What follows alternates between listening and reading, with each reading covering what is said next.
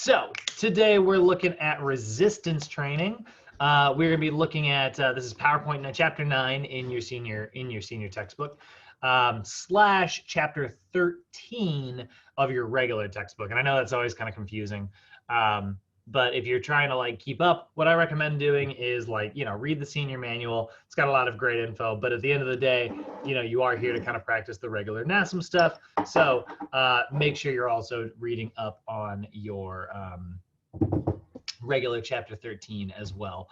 The more time you read those chapters, the more your regular NASM is going to make sense. Like that's whenever I teach capstone, and Mo does the same thing. It's like whenever you're doing capstone, it's like our job in capstone is to literally, prepare you for the test, right? That's what capstone is, the test prep section.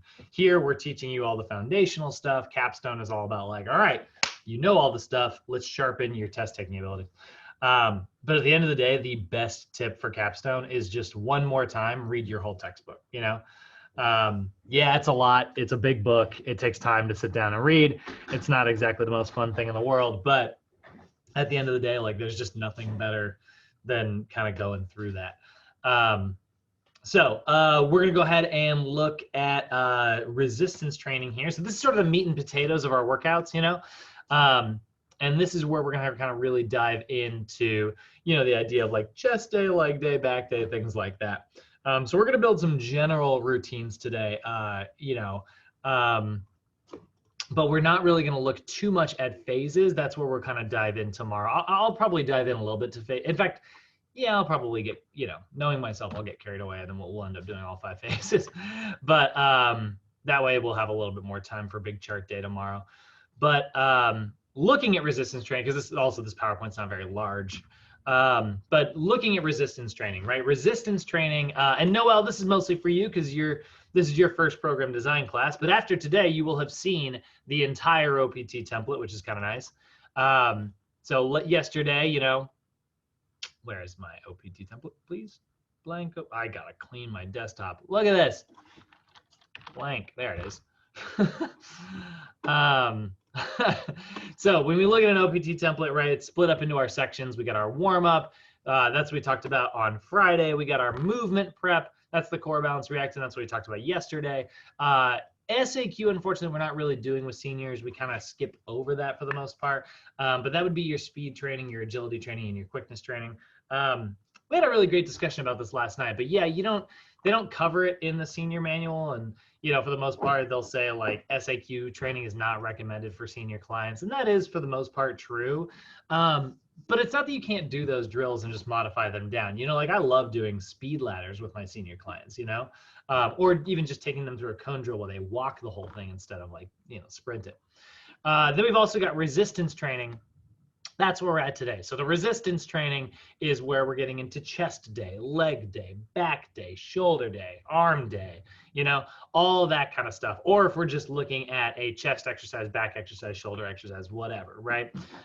Like if we were to just go through right now and build a pretty basic, simple routine, just work your way from the top of the body down. We could literally just go, let's say dumbbell, chest press, and then let's do like a kneeling, one arm dumbbell row, right? And then we could very easily go into like a dumbbell shoulder press.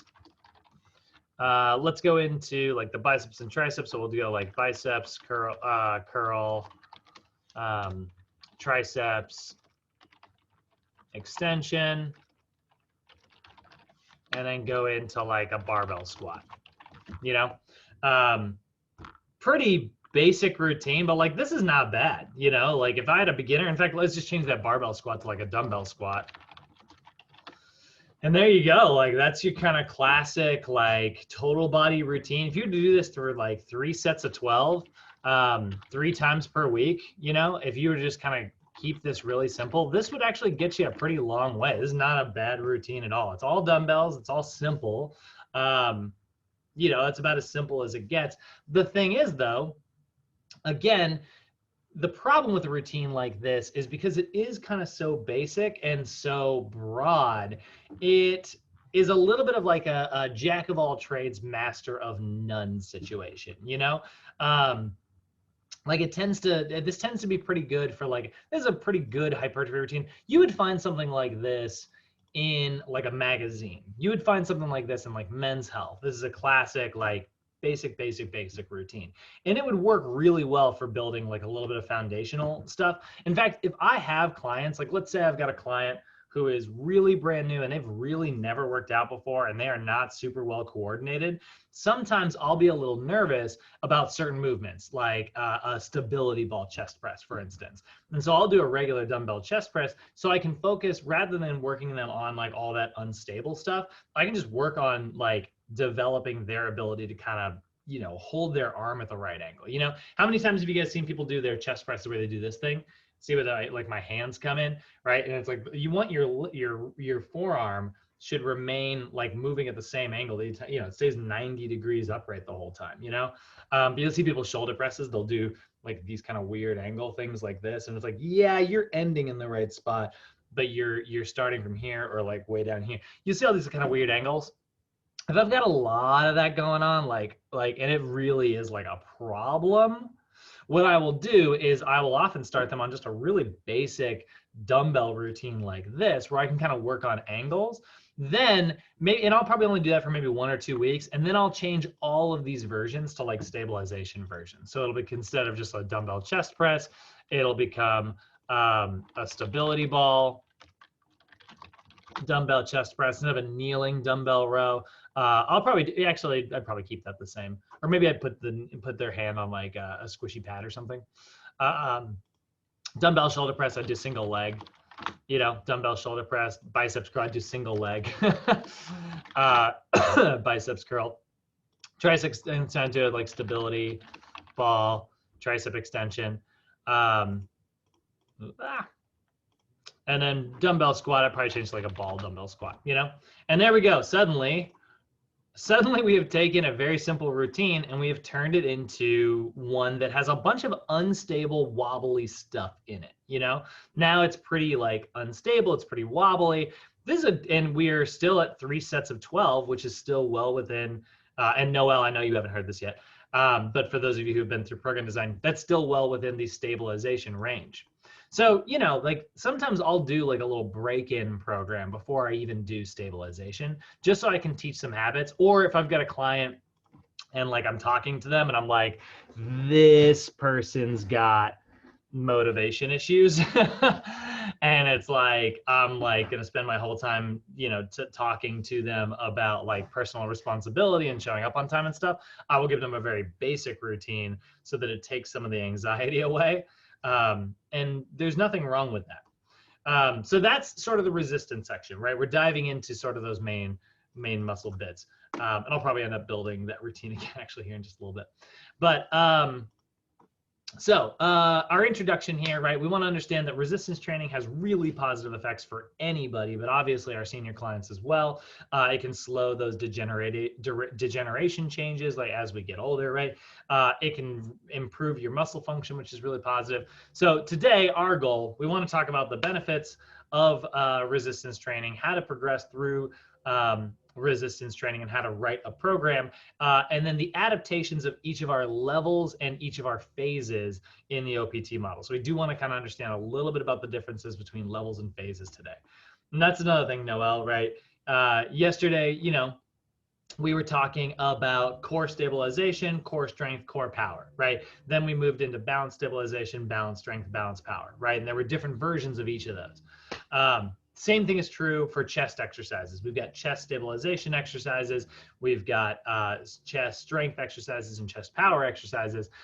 But what you're going to learn tomorrow when we start writing, like dealing with numbers, is you're going to realize that each of the individual phases gives you a different rep range. So the exercise selection is what you get from levels, and the rep ranges and sets and intensities and tempos, those kind of things are what you're going to get from phases. How's everybody feeling? Any questions so far? Are you introed? That was like the longest intro I've ever done. No, yeah, I'm good. Got a question? Yeah, what's up? So when you want to bench press, I mean the chest area, you got 3 phases, right? You got 3 phases, right? What do you mean by So, phases? you got the strength, you got the power phase, which you was just explaining. Yes. Yeah. So you've got Power 3 levels. phase, Yeah. 3 levels. And Mm-hmm. so when you got 3 levels, is that like, do you start with the power first, or do you start with the resistance bands, or do you start with the dumbbells, which is the That is a which one great that is start? a great question. That's literally that's literally the topic of today, right? So what we're going to do is we're going to separate the idea. We're not going to call, I'm going to rephrase your question just slightly to make it fit a little bit better, like Yeah, how this is going to work. But reword. what you asked, will we start with a bench press and a power version? We start with a bench press and a strength, or at least that's how I interpret it, right? So the bench press is a chest strength level exercise, okay? Whereas like a push-up is actually a chest level stabilization exercise. And then like, let's say I had have you ever done that medicine ball chest pass where you chuck it really hard? Yeah. So that's a chest power exercise. So what we start with, we always start with stabilization. At the end of the day, like that's the most important, right? We always start with stabilization so that we can teach our client how to control their joints properly. Then we can teach them how to move their joints with heavy loads. Then we can teach them how to move their joints at super fast speeds. Okay. Yeah. So you always go stabilization first, strength second, power third. And you have different versions. So like I said, like let's say, so the program I built just a minute ago, right? Let's say I was like taking my client through 3 months. I'm going to kind of modify this just on the go here. And this is, like I said, this is what we're doing today. But let's say I'm going to put like month 1, whoa, nope, wrong buttons. Sorry. Month 2, month 3. Okay, so let's say this is a 3-month situation here. And normally you would have different OPT templates, but so month 1, right, my client's in stabilization. Month 2, my client is in strength. And month 3, my client is in power. And I want to do a chest exercise for each of these, right? So the stability ball chest press, right? That's where, I'm on like, there's a big, one of those big squishy Swiss balls behind my back, right? And I'm doing my chest press and it's wobbly, right? So because of how wobbly it is, that's where I'm going to start my beginner clients. I'm not going to use very heavy weight. I'm going to focus on teaching them how to like tighten their core and move properly during that pressing motion, rather than giving them a bunch of heavy weight and seeing them arch their back or like tighten their shoulders, like do all these weird funky angles.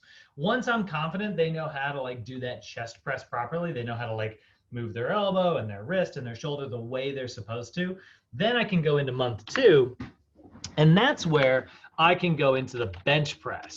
And the bench press is a classic strength movement because it's very stable. So in a lot of ways, it's easier than the stability ball chest press because it's in a stable, you're on a bench, which is, you don't have to use your core, you have to use your glutes, like it's way easier. But because I spent that first month teaching them how to move their joints properly, they're going to have all those good habits going into the bench press, or even just a regular old dumbbell chest press. Right, that's another really classic example of like a great strength level exercise, and it looks really similar. So we had the stability ball chest press. Now we have the bench dumbbell chest press. They're practically the same movement, but they're not quite exactly the same, right? And then in month 3, I can do a medicine ball chest pass. Did I spell medicine wrong? Nice. Oh my God, I spelled everything wrong. So there's the medicine ball chest pass, right? So now that they know how to lift heavy with their chest, now I can teach them how to recruit all that same muscle way, way, way faster. So month 1, I'm doing like wobbly stuff, right, while I'm doing my chest. Month 2, I'm doing super heavy stuff while I'm doing my chest. And month 3, I'm doing light explosive stuff with my chest. Does that make sense? Yeah. Cool. So that's how you pick these exercises. And that's kind of what we're going over today. Just like yesterday, right? You would start with a plank, then you would go into sit-ups, then you would go into like a medicine ball, sit-up with a throw. Or you would go into like a single leg with reach, then you would go into a single leg squat touchdown, then you would go into like a squat jump to a single leg squat jump to balance, you know? Whoops. So, all right. So that is what we're going to get into in a little bit. But before we get into any of that, I got some terms I got to teach you guys, which is how we came up with these rules, right? So, I mean, when I say we, I was not involved, but how NASM came up with these rules here, right? So, the first one we're going to look at. Oh, actually, hold on. I got to do one more thing on benefits here. So, resistance training benefits, right? Obviously, we know that we experience rapid strength declines after about age 60. We start to see that kind of switch from type 2 to type 1 muscle fibers.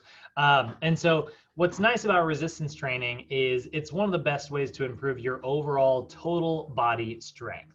I think your priority should totally be like core and balance strength when you're working with seniors. But if you got a senior who's like, look, I'm just feeling weaker and I want to get stronger all over, great. That's what we got resistance training for, you know? So that's what we're going to get into, strengthening body parts specifically, you know, and these are body parts that have been used in that movement prep, you know, like if you were doing a single leg lift and chop, you were using your shoulders a little bit, your glute was squeezing the whole time. But this is where we're really getting into like concentric and eccentric motion, where we're really developing our strength in these muscle parts. And that's what's kind of weird. I will say, don't forget, guys, even though we have all the different individual levels, right? When we look at the OPT model, I know one's strength, one's stabilization, and one's power. At the end of the day, every single one of these levels builds strength. If you think about like get away from the definition of like the level strength and just look up like the definition of like what strength is, it's your ability to move an object from point A to point B. You know, like at the end of the day, like that's what strength is. Generating tension, you know, generating force to overcome an external something. So that's, you know, stabilization is going to do that. Strength is going to do that. Power is going to do that. You're going to experience hypertrophic gains, you know, like muscular size gains. You're going to experience that in stabilization. You're going to experience that in strength, endurance, and power and max strength. But we do have like a specific like hypertrophy phase. All of these things are still going to happen. It's just that each of the phases gives you one specific thing to focus on. So we prioritize one thing over another, you know? Rapid strength increases, right? We are going to see delays in our physiologic degeneration as we get older, which is nice. And then physiologically, like on even a cellular level, we're going to see increases in bone density. We're going to increase our insulin sensitivity.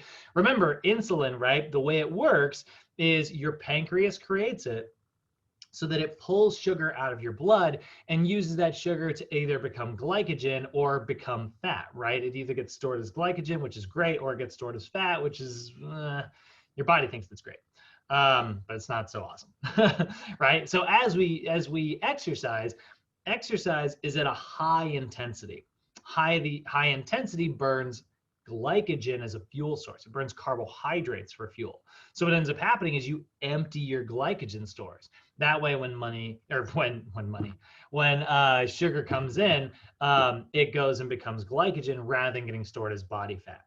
And this is why, like, there's sort of a fallacy in the way like some people market fitness routines. You know, they'll say like this routine focuses on fat burning, right? And it's like, yeah, I mean, you're telling the truth. Any exercise is going to be good for fat burning, right? But like you'll hear sometimes people will want to stay in the fat burning zone, right? Remember, the fat burning zone is nothing more than low intensity exercise, right? The most fat burning zone that you can be in, guys, like the absolute biggest way you can be in the fat burning zone is to sleep. Sleeping is where you are at your lowest intensity, right? Your body is running on as little power as possible. So all of its energy is coming from fat. The energy that your body is metabolizing to keep you alive is coming from your fat stores rather than carbohydrates. I got a question. Yeah. What about when you catch that cold or something? You know what I'm saying? Or that flu, you lose that weight. You know yeah. burn off a lot of weight, man. You do, but you usually gain it right back pretty quickly afterwards. That is like a couple different things that are happening. Number one, you are actually burning a few extra calories because you're sick. Your immune system is like hard at work. And so like, even though you're laying on the couch, you're burning some passive calories extra. So there, we could explain a little bit of it from that, but I can't make my fingers small enough. Very little. I'm not saying it's untrue that you are burning more calories, but I am saying like to attribute that to a substantial weight loss is a little bit of a fallacy. But what you definitely do when you're sick is you have a fever, right? You often have like a higher temperature, and you may not realize it because you're not like actually sweaty or anything like externally, you know? For the most part, you're kind of remaining this, you think that you're remaining the same temperature, but you're actually losing a pretty substantial amount of water. That's why like your doctors tell you all the time whenever you're sick, they're like, drink fluids, stay hydrated, right? Like your doctor says that all the freaking time when you're sick. That's the, like, how many times, like everybody, right? Like that's also what your friends will say. Like you're like, oh, I'm coming down with a little cold. And the first thing someone said was like, stay hydrated. They're not wrong, you know, but it is kind of funny that it's like everybody becomes an expert in that moment. Well, the reason they're saying stay hydrated is because you're actually losing a lot of water weight substantially when you're ill. And so that does cause like a serious drop in your body weight. There's a great, I wish I could remember who the comedian was. I think it was a lady comedian, and she had this great line where she was like, man, guys, I've been on this great diet lately. It's called the flu. I lost like 10, you know. I just think that's a really funny joke. But does that answer your question, Noel? Yeah, I got another question, man. Okay. You know how why juices always got a lot of vitamin C in it? You know what I'm saying? Because it mostly comes from fruits, which have a lot of ascorbic acid, and ascorbic acid is what vitamin C is. But what if you get too much vitamin C? Can you get sick from that? You can. It's pretty hard. Right. It's pretty freaking difficult to do. You can actually. Balance it out, man. Otherwise, you wouldn't feel right. You know what I mean? Yeah. I mean, here's the thing. Vitamin C is one of your water-soluble vitamins. So you got two categories of vitamins: fat-soluble and water-soluble. Fat soluble tends to stay in the body a little bit longer because it gets carried and broken down by fat. Water soluble gets carried and broken down by water. And because we drink so much water and there's so much fluid running through our body, when you get too much vitamin C, Noel, for the most part, you're going to pee it out. Your body's just going to go, all right, I have way too much of this, and it's just going to pee it out. That's why, like, let's see here. I'm going to look at a multivitamin. All right, if I pull up a picture of a multivitamin here, and I look at the nutrition label, you know, actually, that was a great one back there. Where'd it go? What about the side effects? Look at the side effects of it. Well, no, so here, like, see how it says like 120%, right? Let's see vitamin C, 100%, pantothenic acid, 130%, right? So you can see like it's pretty high in some of these. It's actually not as high as I was expecting. Let's take a look at Centrum here. Sometimes you'll see them and it'll be like 5,000%, you know? It'll just have so much. Here's the thing. So those negative effects, right? They do exist. You know, if you have guys, I think we've talked about this a little bit. Something like that? What's that? Don't your piss turn like high yellow or something like that? Yes. And the reason it turns bright yellow like that is because that is the excessive vitamin B6. Which one is it? Riboflavin. B2.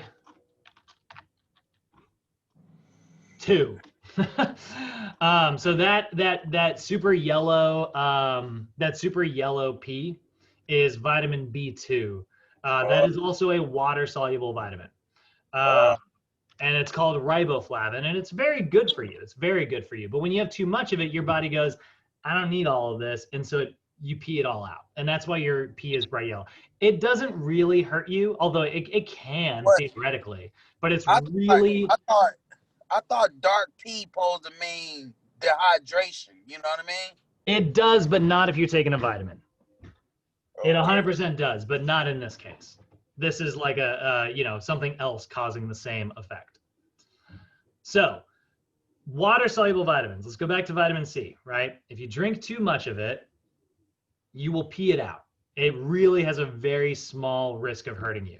The worst vitamin C can do for you guys, for the most part, one of these side effects of way too much vitamin C, and this is kind of a weird one, it'll give you a canker sore every now and then. It'll sit in your mouth and it'll kind of eat away at the lining. And actually, now that I think about it, Noel, we did talk about this yesterday. You said you have an ulcer. Yeah, be a little cautious about getting too much vitamin C. Not because of the vitamin C itself, but because of the acid associated with it. But again, like, dude, I would not worry too much about it. You know what I mean? It's so hard, guys. I'm being truthful here when I say that yes, you can overdose on vitamins. Yes, they can make you sick if you eat too much of them. But I want to be very clear. It is exceptionally difficult to do. Like, you have to do it for weeks at a time. Weeks and weeks and weeks. It's possible, but it's difficult. Same thing with minerals. Does that make sense? Hell. Then how come you can get more vitamins in a fruit than you can in a pill then? I mean, usually there's more in the supplements. But because it's just high in certain levels. I'd be. Or is that true? To know which fruits have more vitamins. Usually supplements are packing them in there like crazy. I'd be kind of curious to know which fruits you're talking about. Yeah. That'd be pretty rare. But they out there though. You know what I'm saying? Yeah, I mean, look at like let's look at sweet potatoes. Sweet potatoes are packed full of vitamin A. So they are just. Oh, really? Come on, give me there it is. All right, here's, let's say we're gonna go 100 grams, right? 100 grams of sweet potatoes, 283% of your vitamin A. That's a ton of vitamin A. Vitamin A is actually fat soluble. So like this one actually, again, could cause problems in the long run. Vitamin A toxicity, right? So what this can sometimes do is affect your liver. It can sometimes cause rashes, abdominal pain, and vomiting. So there are, it is possible to become toxic when you have too much vitamin A. So if you're eating way too much, way too many carrots, way too many sweet potatoes, basically any like orange vegetable, yes, it can cause some problems here, right? Again, it's pretty freaking rare. It's pretty hard to do. Honestly, you guys know what the weirdest symptom will be? And they got it right here. Thank you, Google. It will actually turn your hands orange. There's a fun little fact for you. That is something that can happen from eating way too many carrots and way too many sweet potatoes. Yeah. Pretty weird, right? Same thing can happen with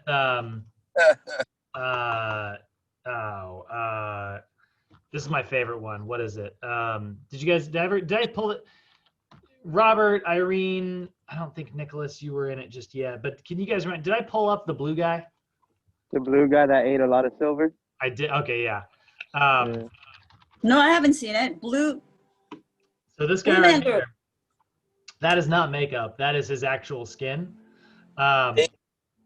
So this company was marketing. So silver, by the way, is not an essential nutrient, but silver is actually used in a lot of emergency rooms, especially for burn victims. It has really, really kind of cool physiologic effects in the body, and it can cause us to heal pretty quickly, actually.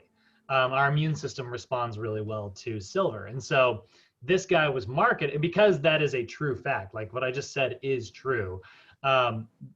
Companies were like, oh, well, we're going to take that and we're going to make $1 million, so now they sell things like silver colloid. And silver colloid. Yo, it looks like a real Oopa Loopa, you know what I'm saying? I know, it's kind of crazy, right? Out the chocolate factory. So this is silver colloid. You can buy this off the internet, and you can put it in your food, and you can do all this stuff with it, and it has some positive physiologic effects, I will be honest. But you'd be much better off not drinking it. You'd be much better off if you get a cut or something, pour it on that. It might make it heal faster. That would be a better use of it. But this guy drank it like crazy. And here's what's interesting.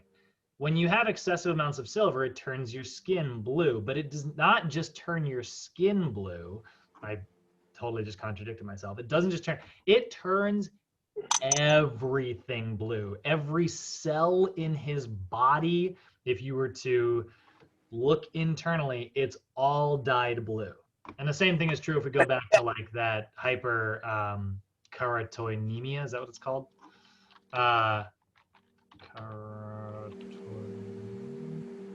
So Brad, the Kaleidos silver, it's more effective to apply it like on a wound rather than ingesting? From what I know, I'll be honest, we are stepping a little bit out of my expertise here. But yes, from what I understand, yes.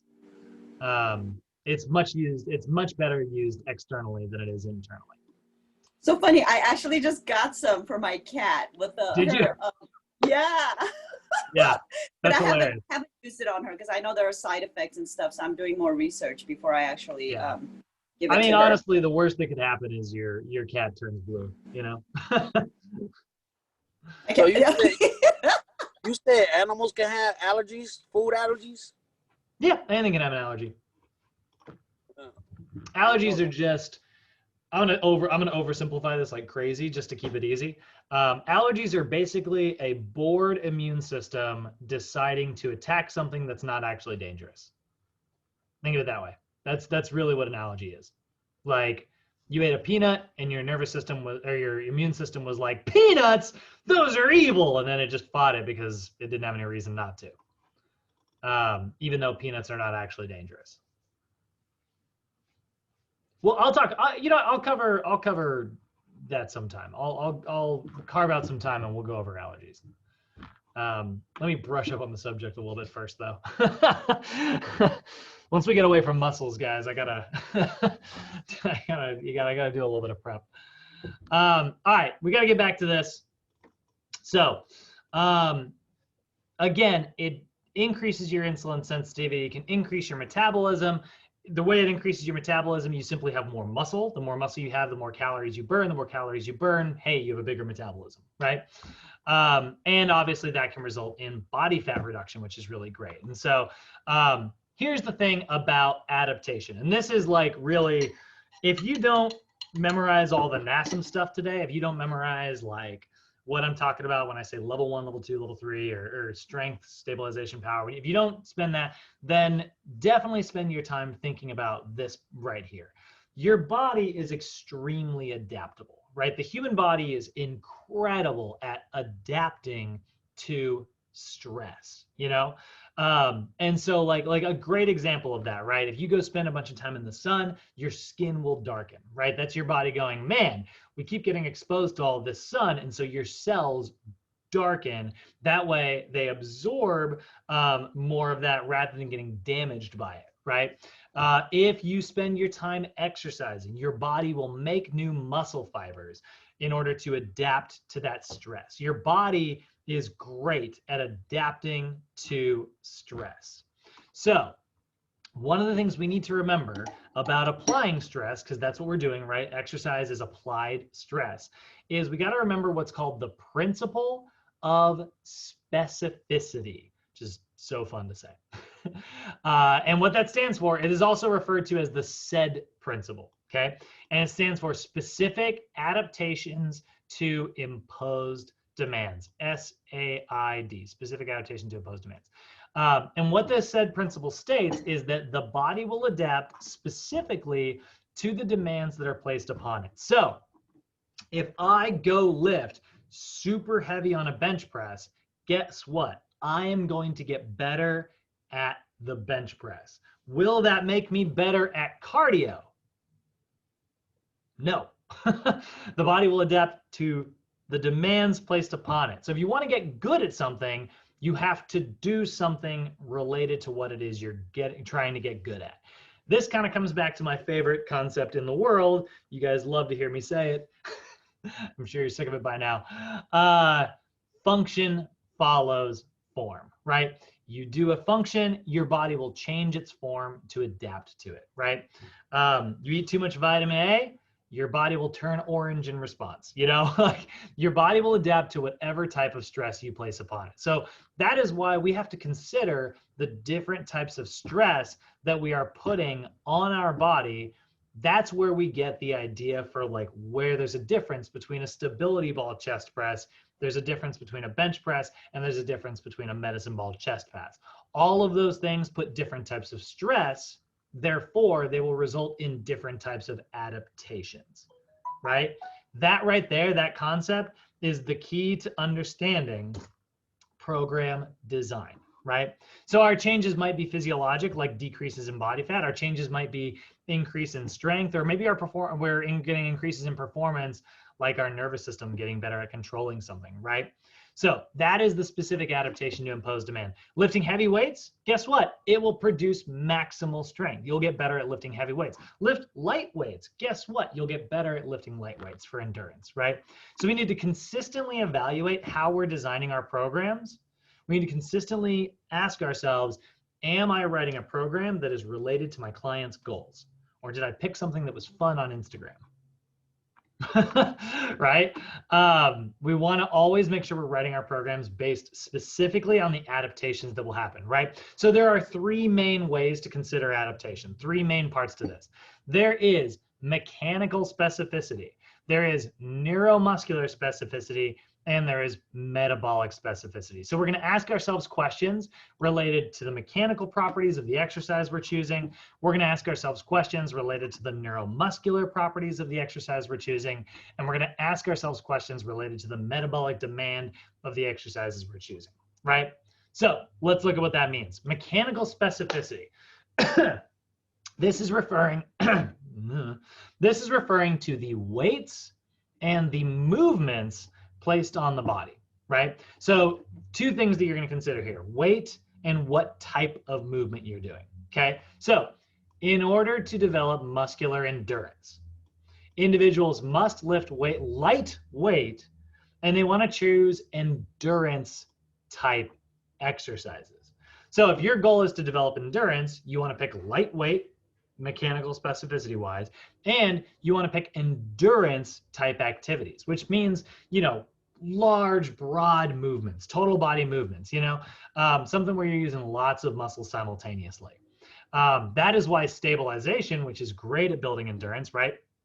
Remember, the stabilization phase is called stabilization endurance. That's why so many of the movements are not like one muscle. It's multiple muscles, like a ball, squat, curl, to press, right?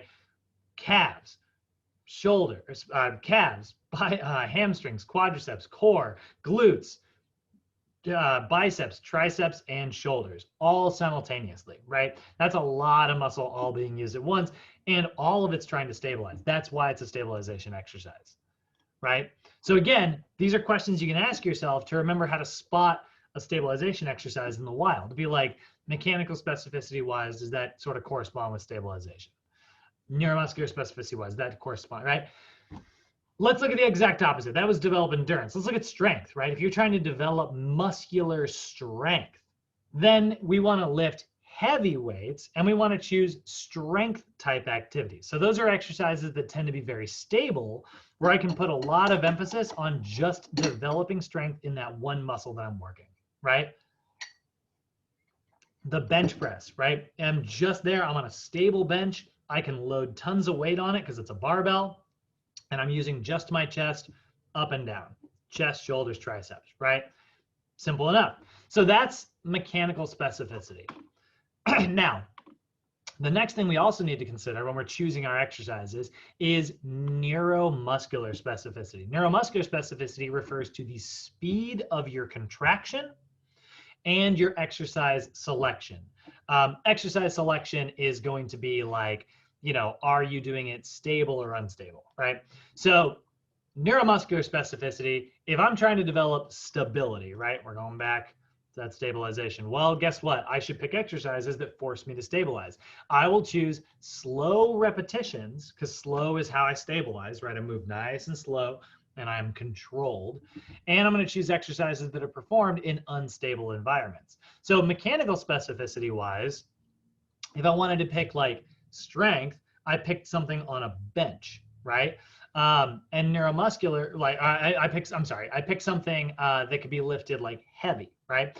Neuromuscular specificity wise, I'm going to pick something that can be slow and unstable, or fast and stable, right? So that's going to be the difference between stability and power, right? In order to develop stability, we choose slow repetition tempos and unstable movements. In order to develop power, I choose explosive tempos and I choose movements that are stable. I don't want to be explosive in an unstable environment. That's not safe. So that's why, like, again, if I'm trying to develop stabilization in my chest, I would do a stability ball chest press. If I were trying to build strength in my chest, I would do a bench press. And if I were trying to develop power in my chest, I would do a medicine ball chest pass. Then we have metabolic specificity. And metabolic specificity is all about energy demand.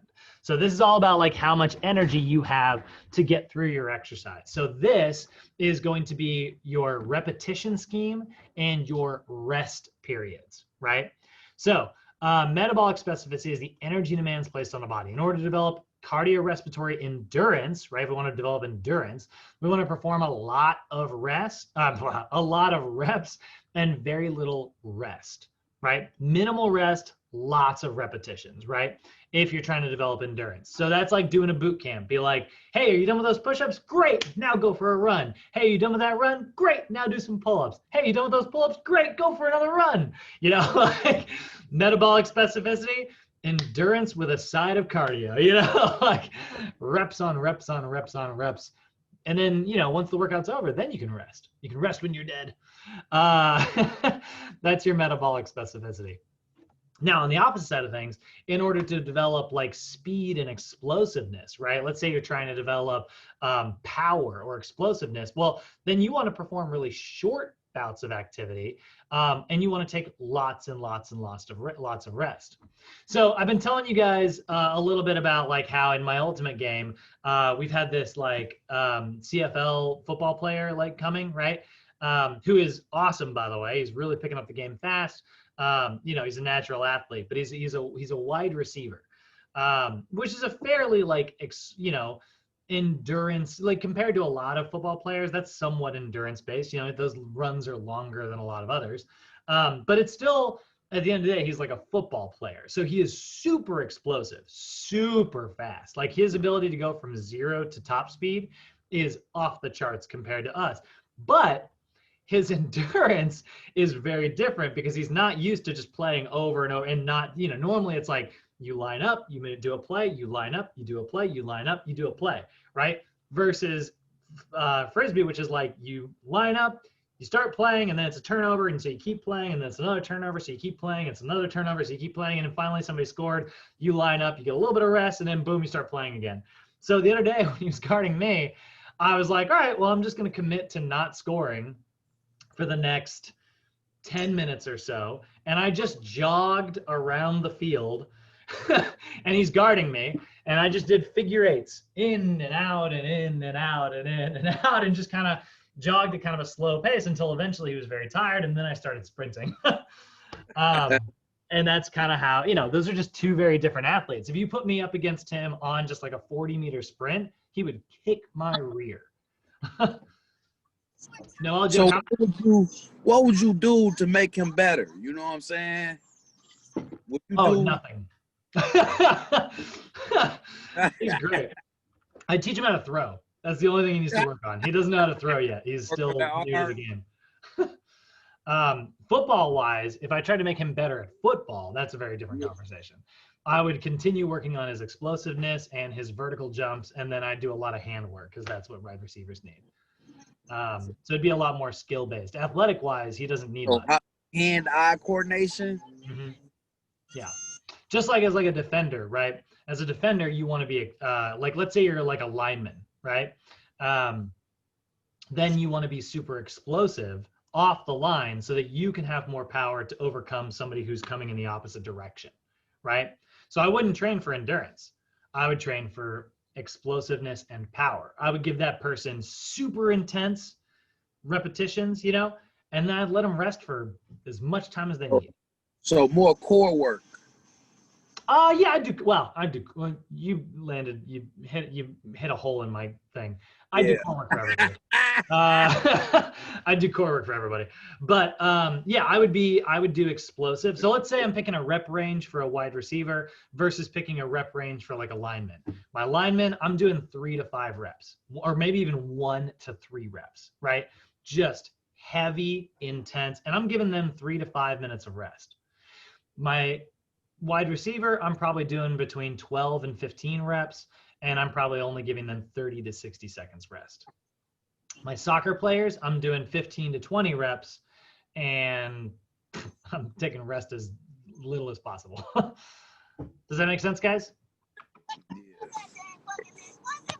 So that's kind of what we're talking about in terms of specificity here, metabolically, right? Energy demands. And by the way, that explosive stuff, as much as I love it, it doesn't burn very many calories, you know? That lineman style workout, that 1 to 3 reps with lots and lots of rest, unfortunately, the caloric burn is just going to be really low. So if I've got somebody who's got a weight loss goal, I'm definitely focusing on very little rest. I'm working on endurance, right? Because that is not that endurance, like you'll hear people say this. This is totally a misinterpretation. This is not how this, I want to state this black and white right now. This does not work this way. You hear people say this all the time. Low reps builds big muscles, high reps builds long, lean muscles, right? You hear people say that constantly. That is not true. Like anybody who knows anything about physiology knows that like that doesn't make any sense. You are going to build muscle the way you build muscle. But low reps has a very low energy demand, and it does result in a lot of lactic acid. So then that damages muscles, which causes more inflammation and does cause them to grow. Whereas high repetitions burns off the lactic acid because it's burning so many calories. It burns off the lactic acid. So because of that, there is less chance to grow. Does that make sense?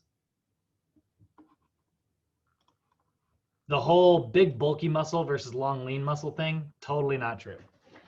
But there is hypertrophy style of lifting, and there is like a weight loss style of lifting. It's all based on calorie burn.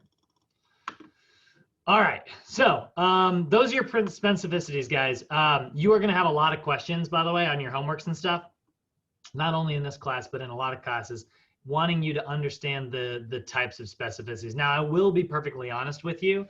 Like I said, I want you to know these because I want you to understand the reason behind each of these things. But to be honest, in the real world, mostly NASM has done the work for you. They've already done the mechanical specificity, neuromuscular specificity, and metabolic specificity work for you. That is what the OPT model is, right? We have a list of stabilization exercises. We have a list of strength exercises. We have a list of power exercises. The reason that the stabilization exercises are stabilization exercises is because they are all based on the mechanical, neuromuscular, and metabolic specificity. The reason the rep ranges are what they are, they're based on the mechanical, metabolic, and neuromuscular specificity. So the OPT model does all of that, all of this physiology work for you. I want you to know it because they'll ask you questions about it. And I want you to know it so that you can create your own stuff in the future and break NASM's rules whenever you think it's most appropriate. But when you're new, when you're beginning, and what we mostly do in the core, we stick to all the rules, right? We follow all the rules to a T, and we know that we are applying those specificities in particular. Does that make sense, everybody? Does anybody have any questions on the specificities? You guys feeling good about all that? I'm good. Cool. Love it. Nicholas, you doing good? I know this is your second time. You seem to be pretty solid on this stuff, but I figure I'll check in. It is technically your second mod. Noel, how you feeling? Awesome. All right. All right, I'll take it. I must be doing my job. All right, so let's look at stabilization. Let's look at the mechanical, neuromuscular, and metabolic specificities so I can stop saying the word specificity. So stabilization, level 1, will only consist of one phase, and that's phase 1, stabilization endurance, which is its full name. I know I sometimes get a little lazy. I forget to tack this on whenever I say it. I just call them both stabilization, which is a bad habit. But this is phase 1, stabilization endurance. It consists only in level 1 here, right? So if my client is in level 1, my exercise selections are going to be based on body part dash stabilization exercises, right? So that means it's either going to be total body stabilization, chest stabilization, back stabilization, shoulder stabilization, arms, so biceps and triceps, or leg stabilization exercises. Now, I'm going to send this out today. Hold on a second. There it is. You guys I always send these out to you guys, but we do have our exercise checklists. So when you're writing programs, these programs should be in your textbook, either in the resistance chapter, right? So that's going to be chapter 13. So we go to chapter 13 here in my book, right? You'll notice there are a ton of exercises. It'll start with total body, then it will move to chest, then it'll move to back, shoulders, bis, tris, and then eventually we'll get into legs. So this is page 321, right? There's you see how it says exercise selection, it says total body stabilization, right? So it'll start, it goes like body parts, it goes total body, and it goes stabilization, then strength, then it gives you a power. So there's the stabilization. It's a ball, squat, curl to press. Flip the page. There's my strength, like a lunge to 2-arm shoulder press. And then there's my power, like a 2-arm push press, right? Then it'll move into chest. So it'll start back at stabilization. So a ball chest press, right? That's stabilization versus a bench chest press, which is strength, versus a medicine ball chest press, which is power, right? So that's all in chapter 13. You can also go to your appendix in the back, and it will have, again, the exact same list. It'll go,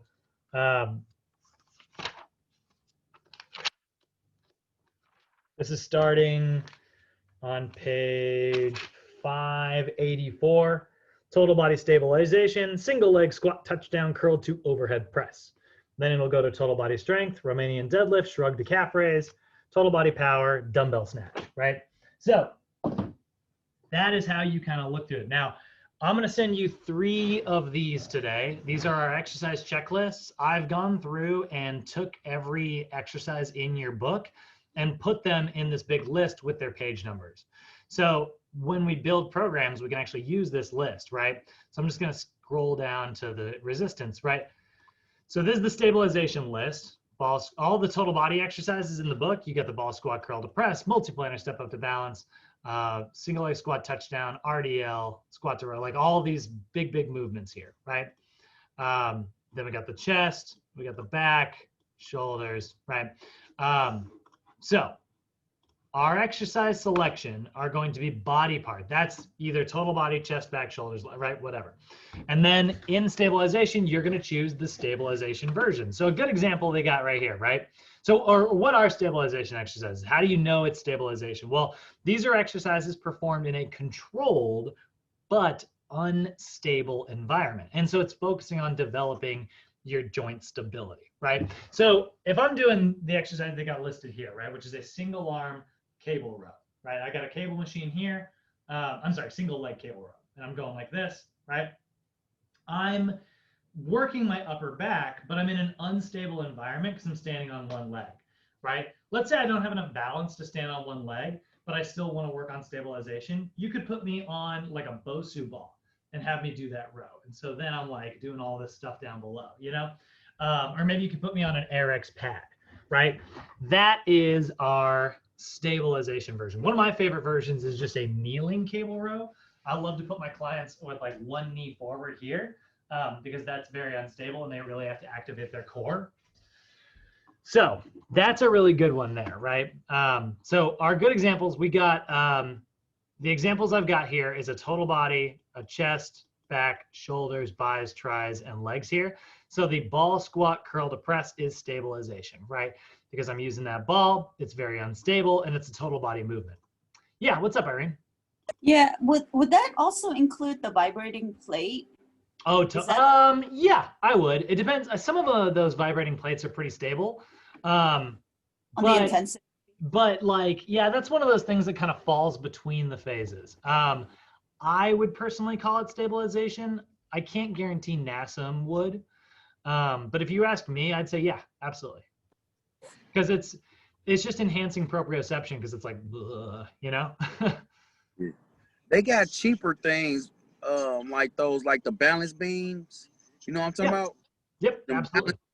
And then imagine you having this like balance pad where you can try to stable your core, and then you get a kettlebell and you swing it at the same time as you Sure. trying to core balance. You know what I'm saying? Yeah, That's a good stabilization workout right there, right? I agree. Yeah, if it's unstable, absolutely. That's Especially one with that you could. core. That's where you start to get into these places where sometimes stuff falls between. Because you described it as like a kettlebell swing. So if you get like the swing in there, then maybe we could call it a power exercise. But generally, power exercises are not performed in unstable environments because that's very unsafe. So now you've got this place where it's like, where do you put it? Do you put it in phase one? Do you put it in phase five? Right? um, then that's where you, as the trainer, need to determine mechanical specificity. You need to consider those things and say, all right, well, I'm going to do, this version, right? Or I'm going to do it this way, or I'm going to use it for this, or I'm going to use it for that. So you're going to consider those things. That's why I want you to know these kind of principles rather than just knowing the rules. You know what I mean? Does that make sense, guys? But Noel, to answer your question there, I don't know. I'd put it in either stabilization or power. I know I wouldn't put it in strength. I can definitely answer you that. But if it's unstable, that means stabilization. If it's a kettlebell, that usually means power. So I don't know. Let's take a look at it. They put them both together, huh? Yeah, right. So ball dumbbell chest press, right? That's for your chest. It's very unstable. Standing cable row, not the single leg, but still standing. It's still cable, right? Resistance bands, by the way, generally fall under stabilization because they wobble so much. Generally, resistance bands will fall under the stabilization phase. However, that being said, if all you have access to is resistance bands where you're living, you can still do them in a very strength oriented manner. It's just that generally dumbbells and barbells on benches are considered strength. Kettlebells and medicine balls are generally considered power. Cables, resistance bands, and dumbbells on a stability ball are generally considered stabilization exercises. So stabilization means that you're working more muscles than power weights. You know what I'm saying? Yeah, think of it this way, you're working micro stabilizing muscles instead of large mover muscles.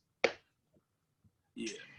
You're working all the little tiny intrinsic muscles that are like, no, keep that in place. It's the Scotch tape that holds your joints together. Standing cable row, single leg dumbbell scaption. That's one of the best freaking dumbbell exercises out there, and that's literally just this. It's a single leg, unstable shoulder exercise that's so freaking good for you. Single leg dumbbell curl, single leg, balled tricep extension. That's that skull crusher on a stability ball. And then ball squats, right? So every one of these is the first exercise from every category. Right, if I go here, you can see ball squat curl to press, right? That's the first one. Ball dumbbell chest press, that's the second one. Standing cable, right? I just picked the first one from every one of these different lists. Obviously, there are more exercises. So we could straight up take this and use it to write a workout right now, right? So if I go and I'm trying to make a generally decent stabilization routine, I could literally just go like this: ball squat, curl to press, ball dumbbell chest press, standing cable row, single leg dumbbell scaption.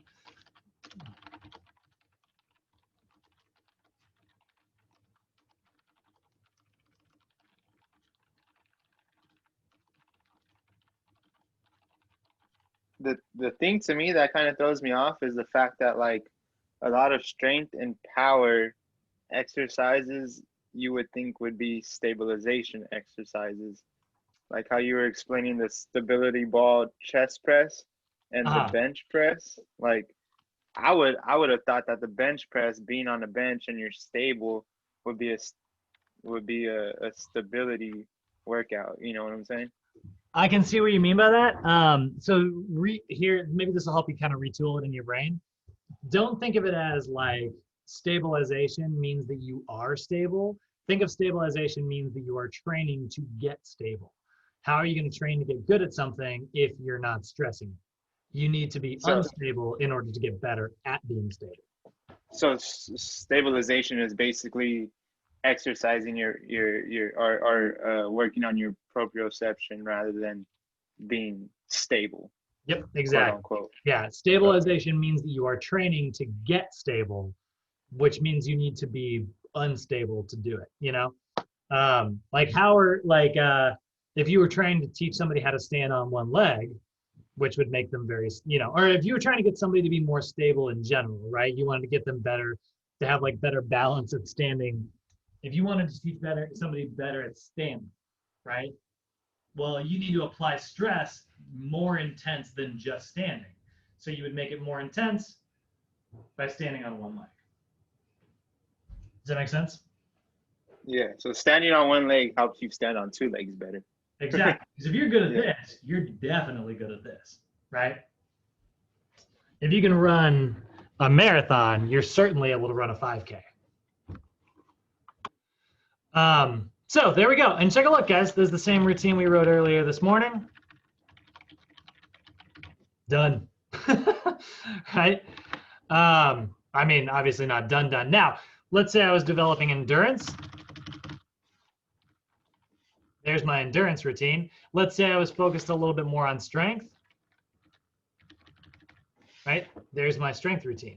Give myself a little bit more rest. So there's where I start considering metabolic specificity, right? So that is sort of how we apply the stabilization routine. All right, let's move on to strength.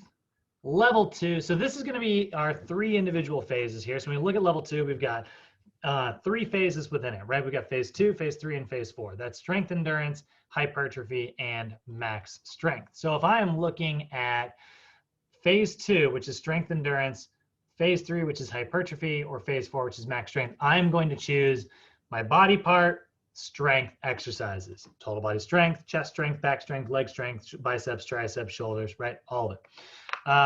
Now, what is a strength exercise? Well, it's an exercise performed in a stable environment so that you don't have to worry about the stability stuff. All you have to worry about is developing prime mover strength.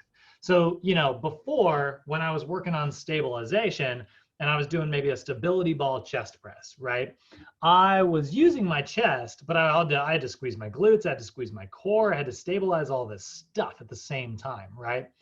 Well, when I start working on, if let's say my only goal is, you know, to develop strength in my chest, I don't have to worry about my glutes. I don't have to worry about my balance, right? I want to be on a bench. I want to be able to lift really heavy. And I'm just trying to get something from point A to point B, right? So stable environments focused on prime mover strength. So we go back to our routine, right? If we build like another routine here, just like our first month, you know, I'm going to go total body, chest, back, biceps, chest, back, shoulders, legs, biceps, triceps. It's the wrong order. Total body, chest, back, shoulders, biceps, triceps, legs. So total body exercise, lunge to 2-arm dumbbell press, flat dumbbell chest press, seated cable row, seated dumbbell shoulder press, seated 2-arm biceps curl, cable push down, and then the leg press. The leg press is fine, but people do it instead of doing squats, which drives me crazy. So there we go, right? And then again, I could do 3 of 12, but this is strength, so why not make it heavier, right? Or maybe I go Let's change it to 4. Right, my volume goes up slightly. So there we go. Right now I've got like a strength routine on my hands. And that's not bad. It's not bad at all, right? Total body exercise, moving into strength. Again, this is a super basic routine, but it's not awful. Then, once my client's really good at lifting heavy, now I can teach them how to lift fast, super explosively, right? And that's where power comes in, right? So level 3, which only consists of one phase, that's going to be the power phase, right? So power in the power phase. 5 is in the power level 3. And these are going to be body part power. So total body power, chest power, back power, shoulder power, bicep power. Oh, wait, leg power. So this is the only place, by the way, where we are getting rid of biceps and triceps. There are no biceps or triceps power exercises.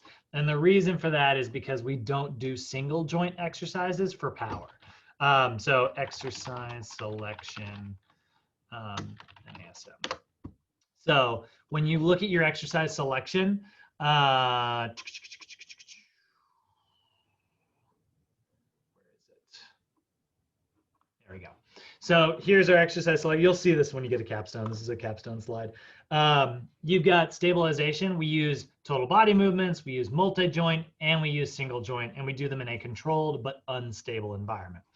In the strength level, you do total body, multi-joint, and single joint. And in the power level, you do total body and multi-joint. We do not see single joint here. So power exercises for the biceps and triceps don't exist. And that's just because you don't really need to do something super explosive. By the way, I forgot to open my checklist for strength. Here's the strength checklist, right? Lunge to 2-arm press, flat dumbbell chest, right? These are all the pages that are in your book there.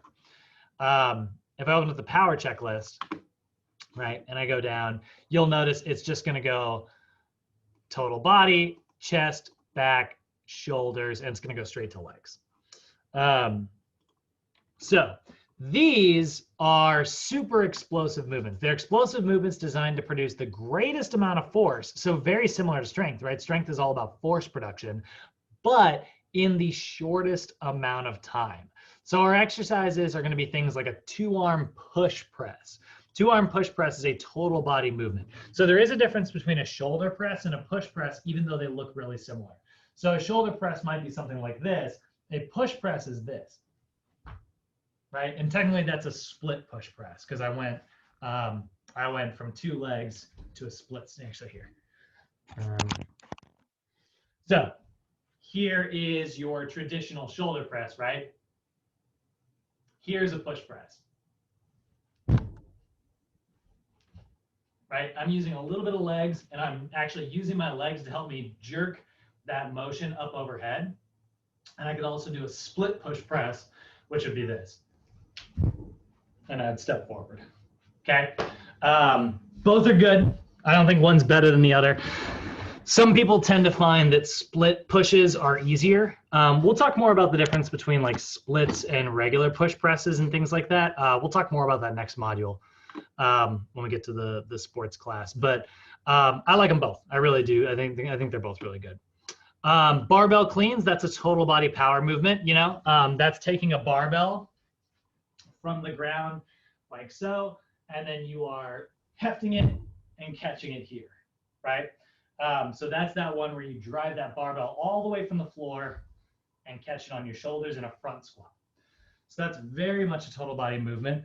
The only one that's more of a total body movement than the barbell clean is the overhead snatch, which is not on this list. Again, that's one we'll get into in the sports class, but that's actually, you'll have a barbell all the way down like this, and you will pull it and go all the way up overhead like so. So that's a snatch versus a clean. A clean's to the shoulders, a snatch is up overhead. In your regular textbook, there is a dumbbell snatch, which is very similar, and that's where you just start with a dumbbell on the floor, and then you pull it all the way up overhead like that. Great exercise, by the way. So those are total body movements. Chest power exercises You've got the 2-arm medicine ball chest pass, right? Super explosive. The medicine ball pullover throw, which is actually totally an exercise we saw yesterday in the core power. Well, it can also be considered back power because you are using shoulder extension, which is very much a lat exercise. Me personally, I just like the regular medicine ball slam, but you need a slam ball to do that, so I'd be cautious. That's the ones with the sand in them, so they don't bounce, they don't crack. For the shoulders, oblique medicine ball throw. That'd be chucking it like that. That's explosive here. Again, no biceps, no triceps.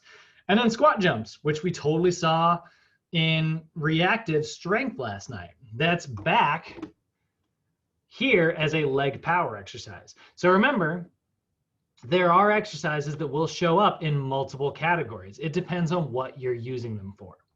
Are you working on, developing your stretch shortening cycles, or are you working on developing maximal leg power? You're going to jump a little bit differently depending on how you're doing it. If I'm developing stretch shortening cycles, like if I'm doing a squat jump as a reactive strength exercise, I'm going to do that repeating tempo, right? But if I'm doing a squat jump as a maximal effort, develop force production in my legs exercise, I'm going to do it more like this, where I'm going to start tall. I'm going to throw my arms down so that drives me into a stretch. I'm going to jump as high as I can. And then I'm not going to go right into my next rep. I'm going to take a second to reset so that every rep is maximal effort. So I go like this, right? And then I'd reset and I'd do my next one, right? So that's a very, very different approach compared to like how we would do it in the other version. Again, are you working on stretch shortening cycles or are you working on maximal effort? Different. So writing this routine, right? You'll notice our workout's going to get, it'll have less exercises, but it's actually going to be longer. 2-arm push press, 2-arm medicine ball chest pass, medicine ball pullover throw, front medicine ball oblique, throw, squat. And now, because the intensity is even higher, I want to go down to 5 sets, and my reps are going to get even lower. I'm going to take it down to 5, right? And there we go.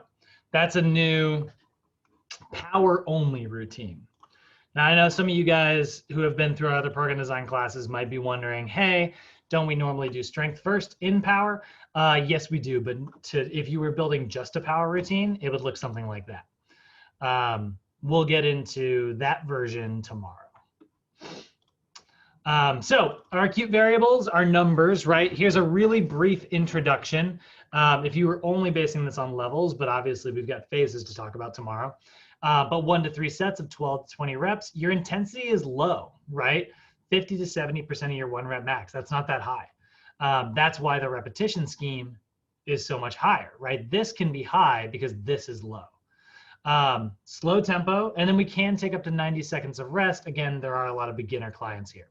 In the strength level, notice how our sets are going to climb from 1 to 3 all the way to 3 to 6. Our rep range is going to scale all the way from 1 up to 12.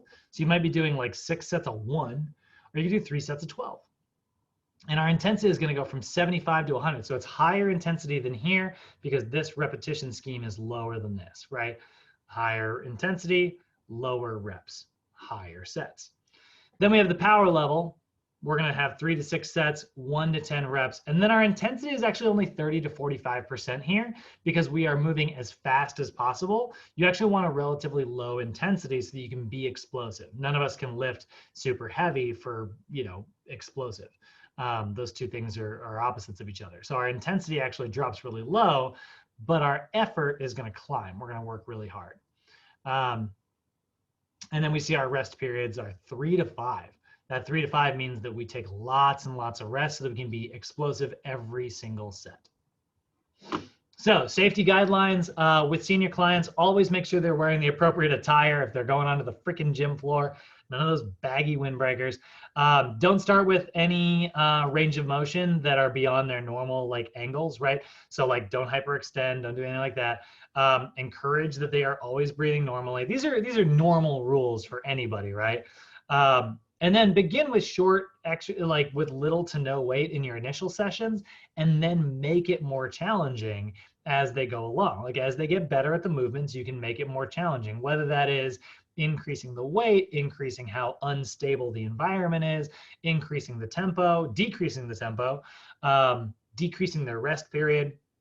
All of those are ways to make things harder. And then you can always give feedback before and after that training session.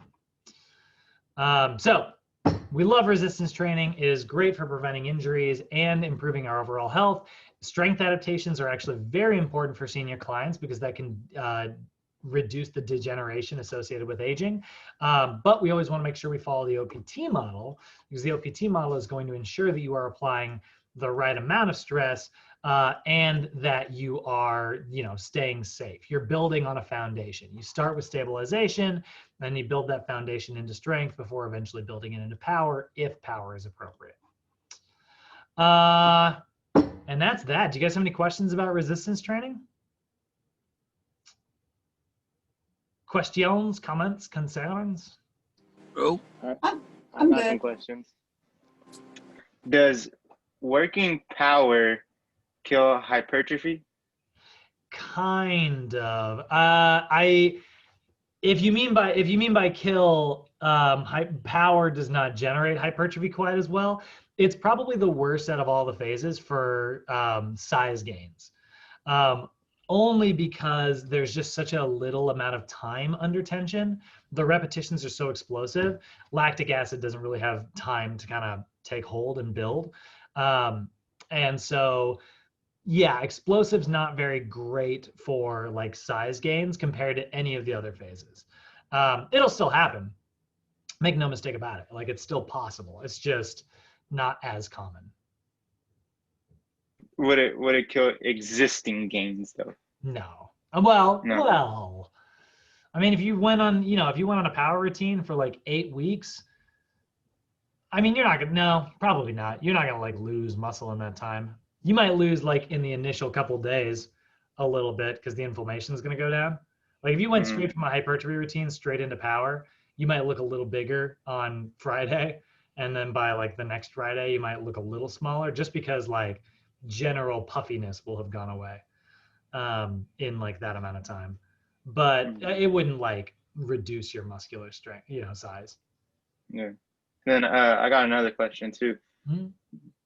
When we go through our levels, is a month generally the time limit that we want to spend in each level, or can we push through that quickly or hold back in one level if we want to stay in strength, let's say, without going into power? Yeah, no, you can generally work 4 to 8 weeks is a generally like good time frame. So like bodybuilders, for instance, right? You could very much go, like you'll see kind of a common bodybuilder split will look something, let me pull this back up for you. Some periodization. You'll sometimes see bodybuilders, that's not what I want.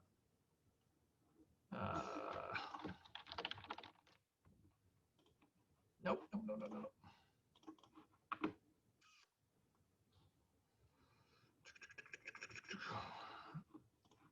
Okay, so let's take a look at an annual. Not the right one.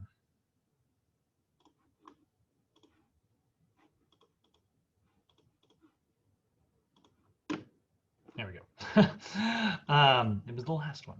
So you'll see like bodybuilders, you can start in stabilization, work your way into endurance, hypertrophy, max strength, hypertrophy, and then do like a reset. Something like that. And then just skip power because they don't really care about power, right? Right, yeah. And even stabilization, by the way, like sometimes people are like, well, wouldn't a bodybuilder not want to do stabilization because it burns so many calories? Remember, stabilization is rep range is all the way from 12 up to 20. And hypertrophy, its rep range ends at 12. So you could easily like you know, like here's a decent enough, you know, if you had a decent enough hypertrophy program, right? You could maybe do like bench press, 3 sets of 12, 2-0-2 tempo, 60 seconds or like 2 minutes of rest, right? That's a decent hypertrophy version of a chest thing, but you could easily make this very similar, which will still result in strength gains. Just ball chest press, 3 sets of 12, 4-2-1, 1 minute of rest. You know, that's still really similar. You could do 90 seconds of rest, you know? And that'll give you hypertrophy. It's still really similar. In fact, that's in stabilization, right? yeah, and that'd be the stabilization version of practically the same workout, you know? There are undulating routines too, you know? There are routines where, what if you have an athlete who's like mid-season, right? You don't want to lose your strength, you don't want to lose your power, and you need to work on stabilization. You need to do it all, right? Well, that's where you might have like a Monday, Wednesday, Friday total body routine. So you would do like a chest press on Monday. On Monday, you would do a ball chest press. On Wednesday, you would do a bench press. And on Friday, you would do a medicine ball chest pass, right? And then you would have a, you know, follow that up with the other movements, Monday, Wednesday, Friday. And so then you're working 3 phases simultaneously, phase 1, 2, and 5 typically. And that's really good too.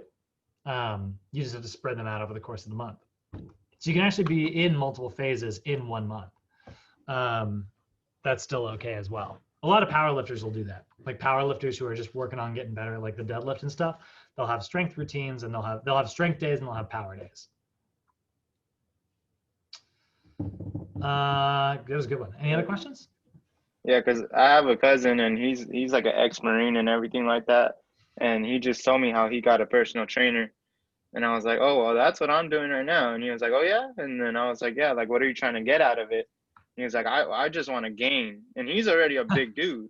Yeah. He's already a big dude. And I'm like, okay. So, I mean, thinking about that, he wouldn't work no power.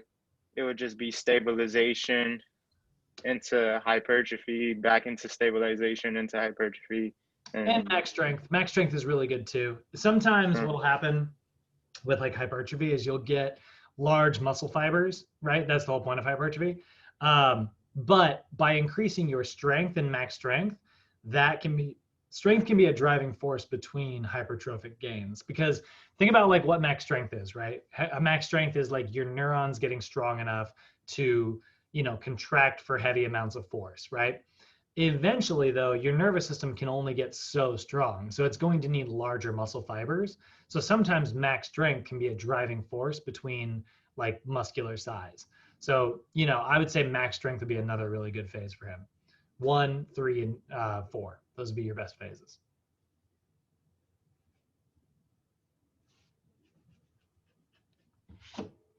Any other questions? All right, guys. Well, so if you're trying to, oh, sorry. No, please. If you're trying to gain more muscle, you wouldn't use a power phase? Probably not. If I were trying to gain okay. strength, I'd use the power phase. Like power lifters, right? Like Olympic weightlifters, sure, I would use power. But yeah, power is just not that great for hypertrophic gains. I will say, you know, these are all rules in general, but let's say you had a client who's been like a bodybuilder for a really long time and they're just hitting a plateau like crazy. Maybe power would be such a good way to like change things up and their body be like, what the hell was that? You know, and then that can like kind of reset everything and that can result in some gains. But yeah, in general, power is just not associated with hypertrophy. Got it. Cool. All right, ladies and gents, I'm gonna let you out of here and I will see you guys tomorrow. Brad? Yeah. Yeah, well, I was wondering, you know, the flashcard print-friendly version, when you get a chance, will you be able to email that to me so I can cut out the pictures?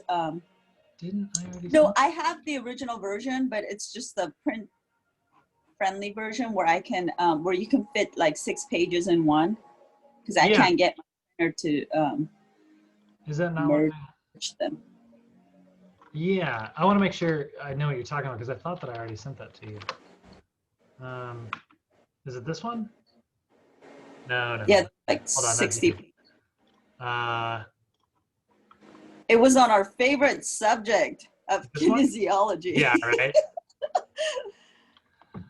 Oh, wait a minute. Did I send you the wrong thing? Yeah, that was like on a different chapter. The one that when I was talking to you, the one that I got from you. But for the one with the 60 different ones, Yeah. Where is that? you yeah, sent me the correct. Yeah, but you're basically doing me a favor and putting it in a print friendly version. Right, but I think I might have sent you the wrong thing when I did it all back then. I sent you the cervical spine. Yeah, I can do that. I'll send that to Okay, you. yeah, the one I got from you was on cervical spine. Shoot, I meant to send you all the muscles. Yeah, I got part of it. Okay, yeah, I'll send that your way right now. Oh, I'd appreciate that. Thank you, Brad. Yeah, no problem. And I'm good to go. Better Awesome. keep me busy. Cut and paste, but I in know. real life. Right. Where the heck is it? I'll Not find just it here. moving the- Yeah. All right, Wody, I'm out. All right. See you guys. All right, you guys have a good one. You too.